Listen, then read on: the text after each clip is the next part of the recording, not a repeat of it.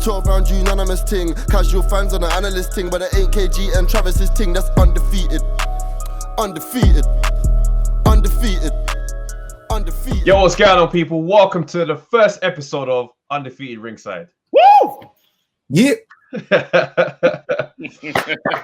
We are here. You know, I'm gassed, yeah, because you are our first. So when we break down Ringside at the biggest fights in the world, That's right.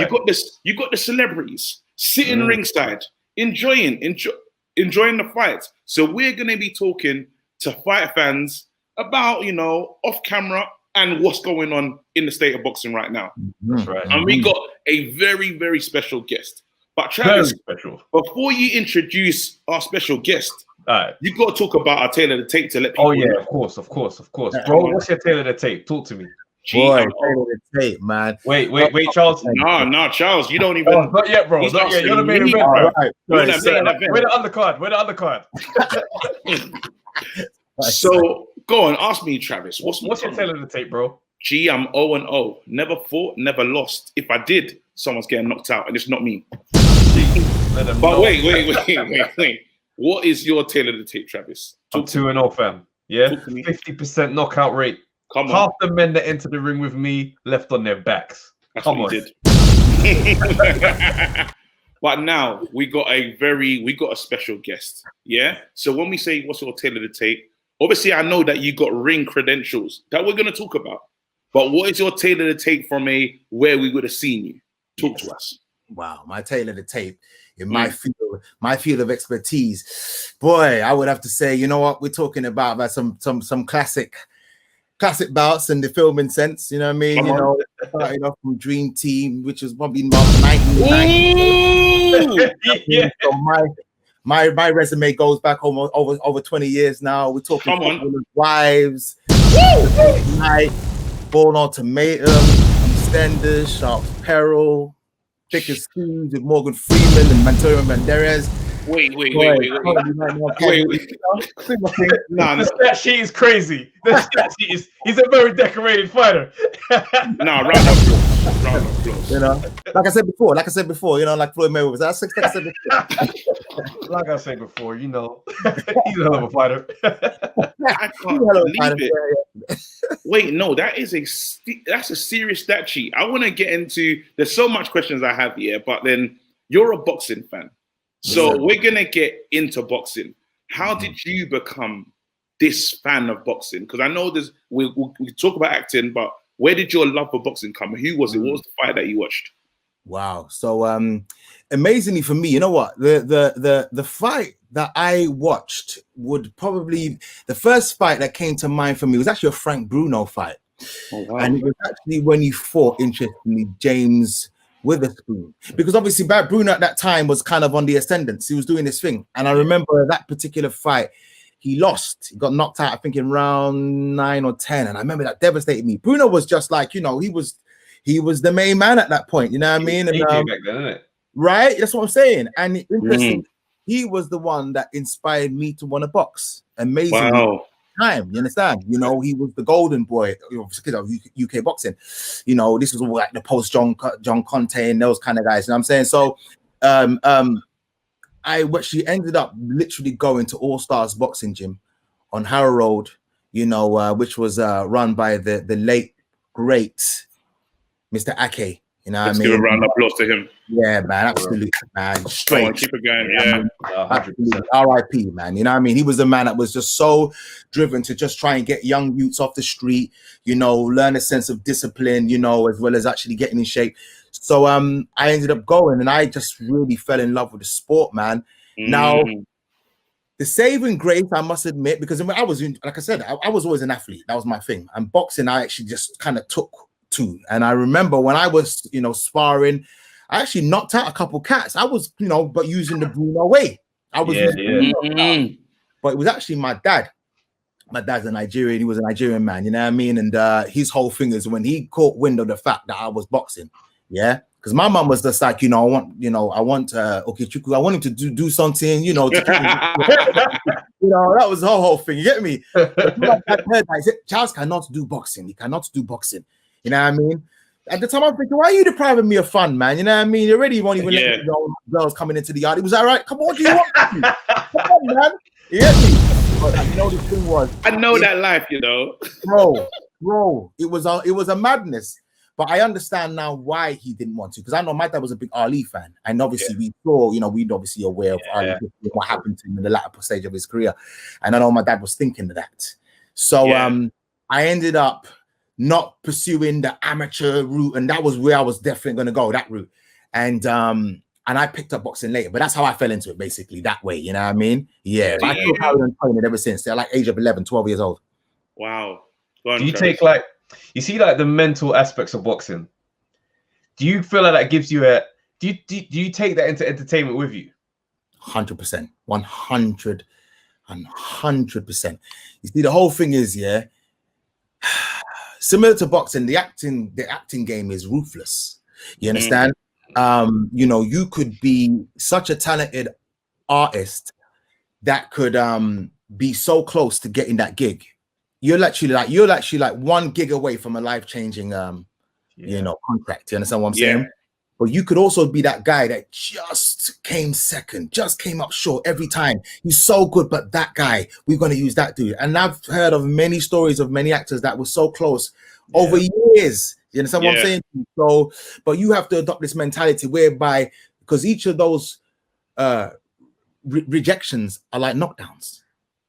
But you have to somehow find it in your heart, to dust yourself off, you know, lick your wounds and say, you know what, I'm coming back. And after what happens is, you know, there has been times when I was close to getting certain gigs, and you know, I'm talking like a smidge, virtually there. I could smell the money.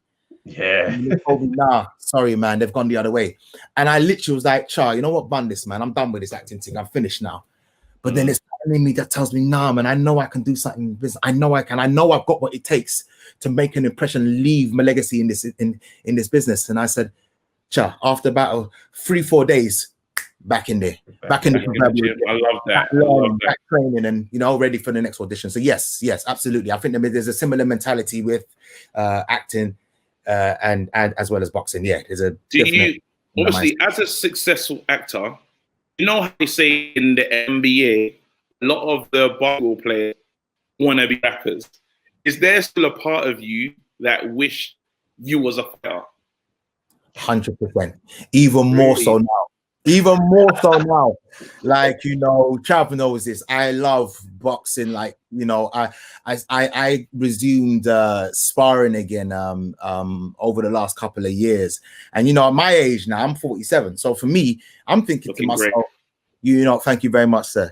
Come on, man, drop a bomb for that. You can't just look like that at 40. For real, you slipped that in calm. I'm like, bro. That caught me off guard. I was like, bro, that's not right. And you know what's mad, yeah? If we was to get casted for a show, we'd fully be friends. Because I just look like a hardback. I'm like, bro, well, that's fully. Fully cast. Best friends. He's killing me out here. Bro. Nah, you know what? Listen, man, the boxing thing it's a weird thing because, like, when I got to my 40s, I must say, I thought to myself, maybe I should start slowing down. I've always been a hard trainer, and you know, people like Floyd Mayweather have always influenced me. Just the work ethic, the training, and but I just something told me in my head, no, man. You know what? If anything, I should train harder now. Because if I slow down, I can see the way the weight will just start to apply, just in the little, you know, the area and all. And I said, no, so I kept training harder. Then what happened is my brethren now told me they do boxing now at this place up in Fort Galaxy in Essex, and I'm like, Ilford. So I'm like, yeah, okay, I'll come down. Oh, come on, why not? You get me? And I was like, because at these times, I was already doing a lot of shadow boxing, a lot of training. I was always doing it. You understand? And something in my, and it was funny because my father-in-law said to me once, he goes, you know, all this training you're doing, man. He goes, yeah, you come like you want to box. I said, yeah, you know, it's just discipline. But back in my mind, I thought, you know what, this guy about to something at some point. So I ended up going to Fort Galaxy with my brethren, and I remember the first day I went in with dude, a bunch of men in there, you know, serious cats, all training. I was called Danny Boateng. You get me? Danny Boateng, this brother, Ghanaian, short, stocky, Tyson-esque kind of brother. Yeah. I remember me and him now, boy. We just kind of went for it, and he just caught me with one shot. Because I'm doing all the kind of things I do in shadow boxing, yeah? But these times I'm fighting against somebody who's going to hit back. I remember I went low. I tried to go for a low body shot. And he just caught me with this side one, boom, in my face. I went, bam, whoa. I said, raw, okay. Yeah, welcome back to the sparring game then. I said, all right, okay. And what I found is that each time I was learning, what not to do. That's so right. Yeah. With a shot, I never got short caught with it again because I knew, yeah, okay, don't make that move again. If you're going to throw that, you've got to throw it from a different angle when you don't expect it. So for me now, I've been training like that ever since, and I've gotten fitter. I'm more fitter now than I was when I was in my 20s. I would say my late 20s. I'm fitter. Right. Now. Whoa. And it's mad because obviously, like, you know, we go back. Do you know what I mean? I remember like when you was doing Brothers, one of my mum's place, and I was only young on the set, just like I was doing like, you know, that the stage hand. You know, you wear the black t-shirt, so you run up the set. Yeah, absolutely. Charles be watching from the sidelines though, straight. Programming, downloading. I saw you. Trust me, bro. And I remember you used to always shadow boxing, always. But like, you know when someone shadow boxes like on like a casual, like, you know, just messed around. But you'd be shadow boxing like you was working out, like, do you know what I mean? Like there's an opponent visually in your mind. Absolutely. I'll be like, right. Do you know what's so funny though? Because Travis was definitely watching that, because when we go and do stand-up, Travis is shadow boxing before the thing. I'm like, what's wrong with this? Like, when I first shadow boxing, I'm looking at him like, who's he fighting, bro? We're just getting to talk. You know what? It's mad because, you know, like you said, a lot of people, like when I'm on set, if I'm prepping up for a scene where I've got serious dialogue and rah, sometimes, you know, the adrenaline starts to surge a bit. A box sometimes is just to reduce that adrenaline, you know what I mean? But the whole thing is, it's like proverbially, when you're shadow boxing, yeah, I see that opponent, but I see that opponent almost like destiny. It's like it's destiny. Dropping a bomb for that. Great. Come on. No. That was fire. Carry on. That's the quotable right there. That's destiny, bro. You know what I'm saying to you? Because, you know, it's like those challenges are always going to be there, depending on the level you're trying to attain. And my whole thing is, I'm trying to attain this level, like Bruce Lee famously said, man, there are no limits, just new plateaus all the time. You understand what I'm saying? And the whole thing is, I've got to that level now, wicked. All right, I want to exceed that though. Let me push and just see if I can go a bit further. What happens if I go? So my whole thing is, when I'm doing all that and I'm shadow boxing, and like I said, it's like I'm literally facing my destiny right there. So there's an intensity in my eyes when I'm sparring. Oh, I'm sorry, I'm shadow boxing. But it's purely because the way I see it is, quitting is not an option. Yeah. It's not an option. You see what I'm saying to you? Yeah. Of course, it may cross my mind. I'm not going to lie to you. Of course, it crosses my mind sometimes. When It's the game. Right. You understand, right? In anything we do. But it's the fact that if I do quit, I can't live with myself with it. I go to sleep knowing I quit. I can't have it. So wait.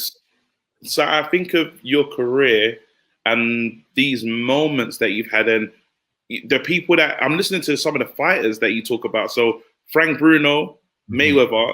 Is there anyone else in that plethora, in that group, that's inspired you or that keeps you? What's your top five? Actually, that's it. We don't do this, but what's your top five? My top, wow, that's a really good question. No one's ever really asked me that. All right, geez. Okay. Top five. Marvelous Marvin Hagler definitely has to be in there for sure. Yeah. Amazing fighter, one of the best chins ever in the game. You know, just ruthless, relentless fighter, man. Scary. Wow. Okay. My fourth one. Wow. Fourth, Sugar Ray Robinson. Okay. Sugar Ray Robinson, you know what I mean? Because obviously he was the pioneer. He was the one that influenced Muhammad Ali to fight the way he fought. Do you know what I mean? Amazing, graceful fighter. Man, good with those hands, man. Hand speed, you know, the footwork, great heart, chin, you know, he's the kind of man that would have fared in any era of boxing. 100%. 100%, right? My third. Wow. Okay, this is where it gets kind of sticky. Right. Okay, my third favorite fighter would have to be. Whoa. See, that's a tricky one. That third one is a hard one to put. That's a hard, because I know who my top two would be, no doubt. You know what? I guess it would probably have to be Roy Jones. Roy Jones at 3. Oh, Third would probably have to be Roy Jones for the gift, the athletic abilities he had, his hand speed, the footwork. Of course, you know, once those gifts, those powers left him, then of course he was able to get touched. Fighter, you know what I mean? But for the man to achieve what he had achieved, reaching the heavyweight, you know, division and winning the world title against John Ruiz, come on, man, you've got right, coming from was it middleweight? Yeah, what? Come on, man, right? So, but of course, my second has to be no doubt Floyd Mayweather. Of course, there's no doubt he's coming in. Oh, he's number 2. Yeah. He's number 2 for me. Floyd, and shall I tell you why? Yeah, because I know a lot of people will argue about Floyd and say, you know, he was selective about who he fought and when he fought. But you got to bear in mind, this man fought 23 world champions. Yep. And beat every single one of them. Every one of them. Every one of them. You're talking Gatti, Pacquiao, De La Hoya, De La Hoya, right? But wait. I hear what you're saying, yeah. But ain't you gonna take into because usually we're not gonna do the battling thing because we can end up in a battle. But the time that he fought these guys, I rate his career. Yes. But the time that he's fought these guys, doesn't it take the gloss off it just a little bit? I would say yes. Had it not been for the fact that he was calling these guys out for time, they didn't want to fight him. You must remember, you can go and check the records. You look at the interviews. He was talking about wanting to fight these guys from time. He wanted to fight Shane Mosley for a good minute. I've seen a video where Shane Mosley said, "No, I ain't gonna fight him this year. I'm gonna fight him next year. You know, I think I might have hurt my hand." He was making a whole heap of excuses. Larry Merchant was trying to tell the guy, "Yo, but why? If you're saying that you've got a November date when you could fight, why don't it be Floyd?" He said straight flat out, "Nah, it's not gonna be Floyd." This dude is what it is with someone like Floyd. You see, the kind of thing, the problem, what it was with Floyd, when these fighters during his plum, his heyday, he was just a very difficult man to beat. It wasn't that they feared Tom. I personally think it was necessarily because they feared his power or he was a knockout artist. No, it wasn't that. It was those skills. Very hard to get. A virtually impregnable defense. Amazing. Pull counters. Everything, man. There was so much check hooks. Do you know what I'm saying to you? Yeah, that's special. Good with the body. Everything. You know what I'm saying to you? Those power shots, those low shots he could take to the body. He could adjust. His levels were ridiculous. You understand what I'm saying? Are you disappointed with how he's managing this part of his career? The next, like the fights that he's calling now, even the fight that he chose to be 50-0 in. Yeah. And he's gonna go on more. He's gonna have a few more fights now. Absolutely. Are you know just? I call that big pimping. That's big pimping. Bear in mind, when he fought McGregor, the dude walked in with a mask. The ski mask, Because dude was basically running the game. He was actually bear with me 1 second. He was saying, basically, he was saying that you lot are so flipping crazy. You honestly think that this dude can knock me out and you're prepared to pay me hundreds of millions of dollars for that? Yeah. I'm up in the bank. This man has got no chance in beating me. He walked the man down throughout the whole fight. He walked him down till the man was exhausted. He could have blown McGregor over and he'd have dropped. He was nothing. Do you understand? So these people are talking about, oh, McGregor did really well in that fight. Nonsense. No, come on. I said ever been here, sniffed that Thank work. you. I said this. I said this. And that's why Mayweather, you remember when Mayweather was saying, I'm gonna come over, I'm gonna fight, I'm gonna come and fight in the MMA, UFC. Yeah. He had no intention. That was purely to stay relevant. He had no intention because he knows what it takes to fight that caliber fighter. If he went into McGregor's world, he knows he would have got dusted more than likely. Annihilated. Two, or record armbar, it'd be over. Finished Floyd in 1 round. Like, that's how bad it is. The Floyd knows that. It never was going to happen. But when McGregor was so blinded to the fact that he was so caught up in the intoxication of his own brilliance, he wanted to go over to the boxing world and beat Floyd. Floyd walked him down. I've never seen Floyd walk a man down, especially someone so much bigger than him. It's ridiculous. Yeah, ridiculous. Floyd never fought like that. He dusted the guy. So to me, it's big pimping. All of this stuff is just big pimping to me. The fact that Jake Lloyd guy, he knows. The market. That's clever. That's smart business. And that guy thinks because he's heavyweight, he thinks he's going to beat Floyd. He thinks he's going to use and put his weight on Floyd. I bet you Floyd will walk him down same way. Floyd will pick the shots, corner him. Once by 6-7, when my man's obviously blown his gasket, Floyd protect it. He might go the distance, maybe. I don't know if Floyd may have enough power to not to do that. I don't know, but I'm saying that I ain't gonna go the way he thinks it's gonna go. Right. So give us your number one. Oh well, come on, man. The number one for me has to be Muhammad Ali, no doubt about it. Now, the reason I'm saying Muhammad Ali is purely, yes, he had 2 phases in his career, right? We know that in the first phase, he was virtually untouchable. You know, he was fighting in an era where, well, till now, heavyweights don't fight the way Ali fought. I don't think anyone danced the way, to this day, I don't believe any heavyweight has danced like the way he did. Hand speed, you know, and just dominated the sport during the 60s. But with the second phase of his career, what he showed was that grit and attrition and that chin, which obviously was his greatest gift, but also it was his curse. Because obviously the man took punishment, you know what I mean? But we're talking about one of the most legendary fights. And he was, like he said, a professor of boxing.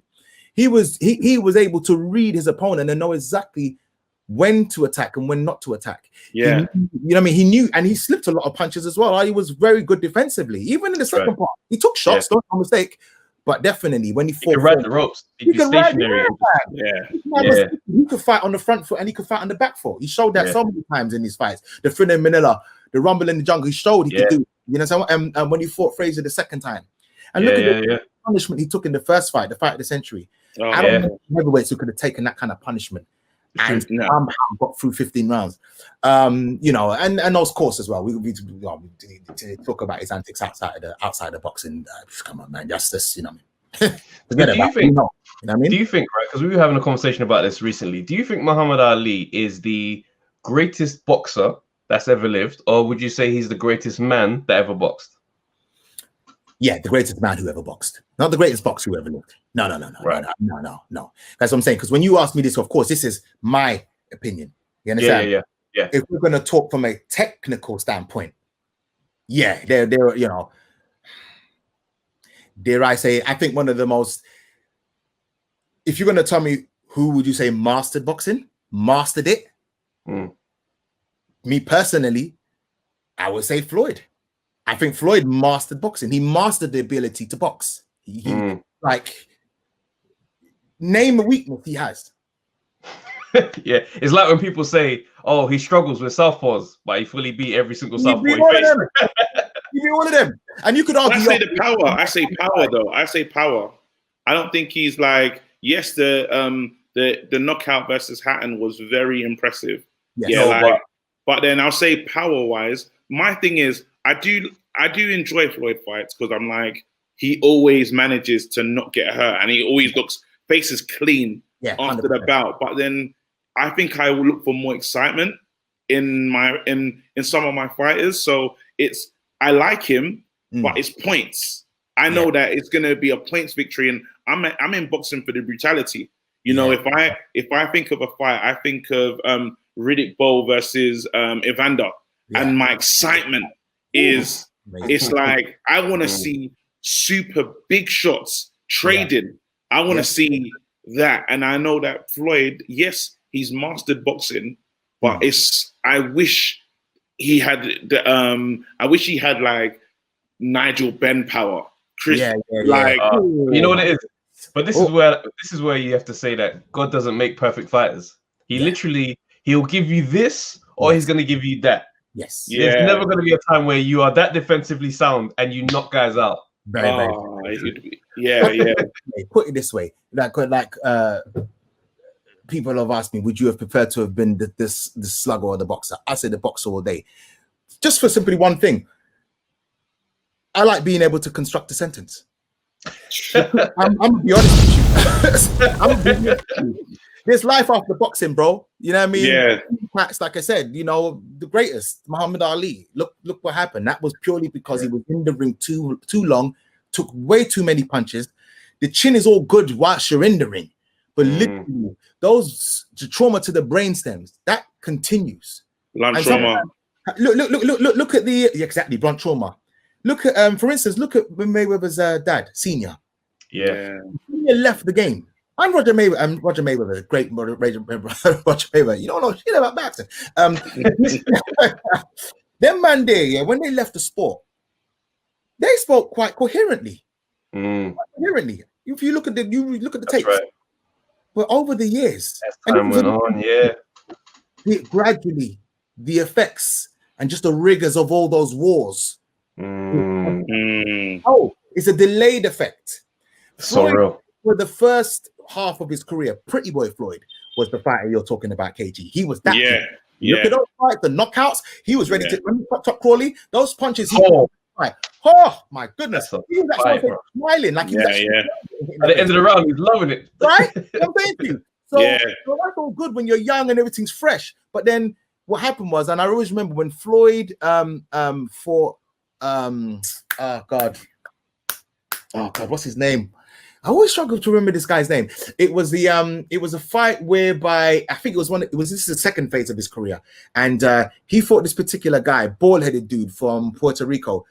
Miguel Cotto. Thank you, Miguel Cotto. And he took more fight for 8 than he had in ages. And he said on admission, I have to go back to what I was doing before. Yeah.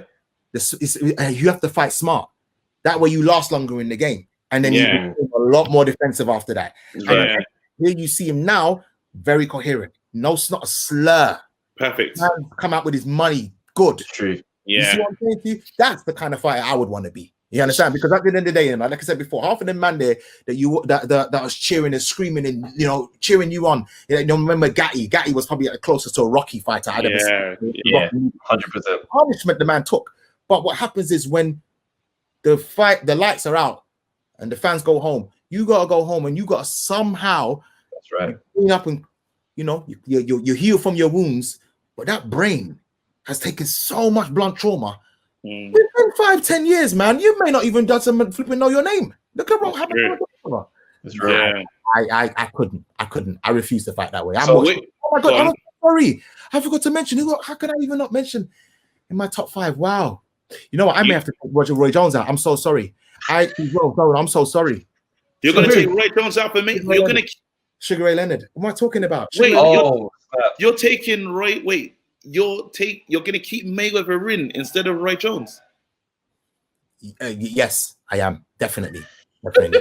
Roy's my guy, man. He's my guy. Don't get me wrong. The guy is questionable in terms of outside of the ring and his first boxer. Like when I spar, my thing, that's my pattern. Floyd. Travis is so happy. Very minimal punishment because of it. What did you say? Travis is so happy right now because Travis is Mayweather crazy. But Travis, what I want to do, I want to ask some quick fire questions. Yeah, you're gonna say who's gonna win and who's gonna lose. Wow. Yeah. Cool. All right, cool. Some will be present, some will be old. Travis, I'm gonna hit one. You'd hit one as well. Yeah. Cool. I'm gonna start off a little light for you. You just gotta pick. Anthony Yard versus Boatsy. Boatsy. AJ versus Fury. Oh no, you got to save that one. No, it's too soon. Oh snap! It was too soon. You got to build it. You got to build it. Cool. Conor Ben, Josh Kelly. Wow. Conor Ben. Bud versus Errol Spence Jr. Ooh. That's what we were talking about. Whoa. I think Errol Spence. I think Errol Spence. I don't believe that. Yeah, I don't think that.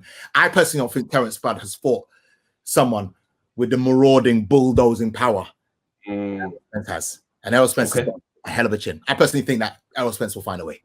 This is one of the special ones. Yeah, this is a fantasy one. Great. James Toney, David Haye, cruiserweight. Whoa. James Toney.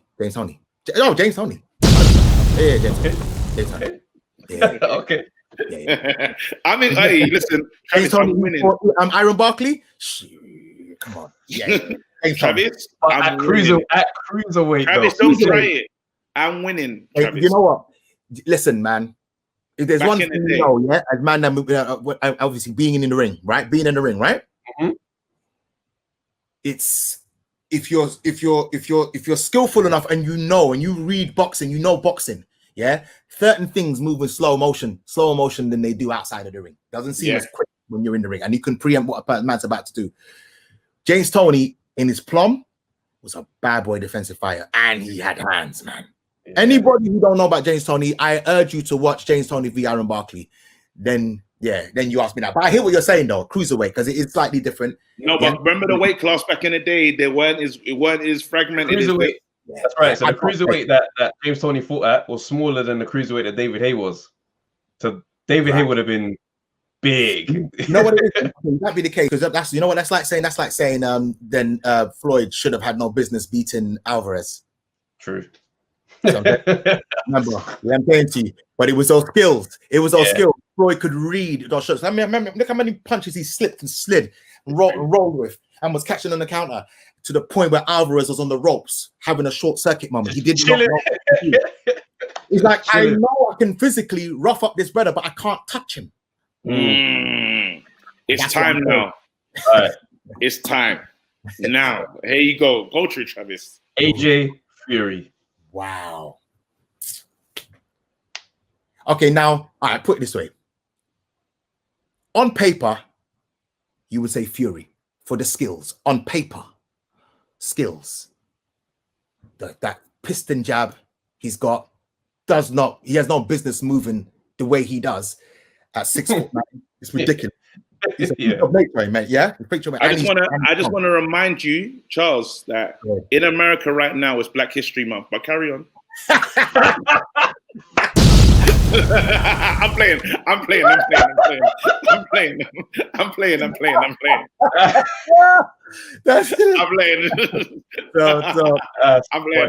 Put it this way, yeah. Yeah, like I said, yeah, Fury definitely is a straight up problem, and he showed that against Wilder. Yeah, and especially what was he 18 stone? He was like a bear when he fought, right? And he seemed to just have the stamina. He just didn't seem to tire. It was scary. But in saying all of that, AJ has a boxer's brain. He's an intelligent boxer, and he can box. Dude can box. Is he as smart as Fury though? Put it this way, I would say that he's not as. I don't think he's as gifted as Fury is. No, I don't believe he is. But one thing that AJ has done since the Ruiz fight, he has made adjustments. He's learned the importance of sparring, right? And just learning. That comes with sparring. That comes with being hit in the face and knowing not to do that again. When to slip, when to jab. Don't be fooled by the Pulev fight. That ain't the day that will be coming out to fight Fury. I guarantee you that. He'll come in definitely with a plan. You understand what I'm saying to you? I believe that he will make it more messier. I believe that he will be up in the Fury's face. I believe he doesn't want to keep it too long. I think that being too long for that most part will be a problem for him. He knows he has to somehow slip through and come in and make this almost a kind of almost rough, dirty fight. It'll have to be. Yeah. Because if he tries to make this a jab game, I think he'll lose that all day. And if he gets caught with a good solid jab, if his chin is as questionable as people say, I don't necessarily think it is as bad as that personally. I've seen him take shots, but I think he has he's got the off switch, as they call it. They call it the off switch. Like I think Khan even had the off switch because sometimes Khan takes some shots. Well, to be fair, he doesn't have the off switch. Because he ain't been shut out like that. No, he hasn't been shut out like that. Go sleep. Yeah, AJ ain't go sleep. He still was up on his feet against Ruiz. True. But you know what? I think this is like his sweet spot. This area here. Sometimes when he's got caught around that area. Yeah. 3 rounds to come back. Yeah. 100%. And you know Tyson Fury ain't gonna give no 3 rounds to come back. That ain't gonna happen. But do you think Tyson Fury is a killer though? I know he did to Wilder just there. Yeah. But the resume don't look like that. Nah. And on top of that as well, you got to bear in mind, AJ ain't no Wilder. Styles make fights, right? Wilder is not a skillful boxer. He's not. That's just not what he is. He's a one-hitter quitter. One hitter. Yeah, I'm saying to you, that right hand can actually kill people. It's ridiculous. That gift, right? AJ is a boxer. AJ will box and will use power. So I'm just saying that personally, I just believe I have faith in AJ that he will make the necessary adjustments. Yeah. And he has to be bullish with this brother. He's gonna be bullish. If he's gonna make it a dirty, rough, rugged fight, it will be that. You understand what I'm saying? Don't be fooled. I'm not saying don't be fooled, but where he fought Wilder, I don't think he'll be allowed. I don't think AJ will allow. And remember, bearing in mind, Wilder comes in at 15.5 stones. That's literally a stone and a half heavier than me. That's crazy. That was Mike Tyson's weight for his height, 6'7". By right, he should be around about 16.5 stones. But he said, his own admission, I can't keep the weight on. I lose it so quickly. AJ comes in around about 16.5 stones. So you won't be able to push AJ around Wilder. That ain't gonna happen. Yeah. So when you're talking about physical strength thing, then man, they will go at it. You get what I'm saying? So fitness is going to be a big factor with this. And we've shown that, and AJ has shown that he's obviously improved on his stamina and fitness. Yeah. He's a different kind of guy to how he was when he fought Klitschko. So yeah, I believe AJ could win that fight. I really do. I really do. I love it. Let's see. Well, right now, because we're gonna have a tally. Everyone that we come on until the fight has happened. Right. This is your final decision. You're with AJ. Final decision. I'm with AJ. All right. Cool. It's in stone. Cool. This is brilliant. Listen, we're obviously you're always invited for us. You're always invited to the, you're always invited ringside. Do you know what I mean? And I know because we got to know a few bits, but we want to talk to you more. So what we'll do, definitely, like always, come sit down with us. We're so happy to have you, and we're just gonna chop it up about boxing because I'm upset. Evander's not in there. I know. I'm happy with that top 5. I don't like your top 5, bro. I'm not gonna lie, but we'll battle. Mike Tyson in there. How the hell was I think? But I know it's deep, man. Like, kind of I wasn't expecting that, but like, I wouldn't even take Sugar Ray Robinson out and have to fit Mike Tyson in there. How? Wait, no. Sugar Ray Robinson. I can't keep doing that. And you're still keeping Mayweather in. Sorry, Mike. I'm so sorry. Listen. Hey, Chucky, man, thanks for coming through, man. For real, we appreciate it, man. Right, me, man. You know what I mean? I've had a wicked time on this, man. Yeah, I look forward to the next one. Yeah. And when we have a big fight, because we're building to do watch along, so when there's a big fight, we'll definitely make sure you come sit down with us and we watch the fight together. We score all the rounds and all that stuff. Very forward to it. I look very forward to it. So. Man. Listen, man. Peace. Let's go. Yo, people, thanks for watching the Undefeated Podcast. Make sure you like, subscribe, share, leave a comment, and all that good stuff. Make sure and come back, bruv. Tell a friend, tell your grandma, tell your dad, tell everyone, tell your cousins. Let's go.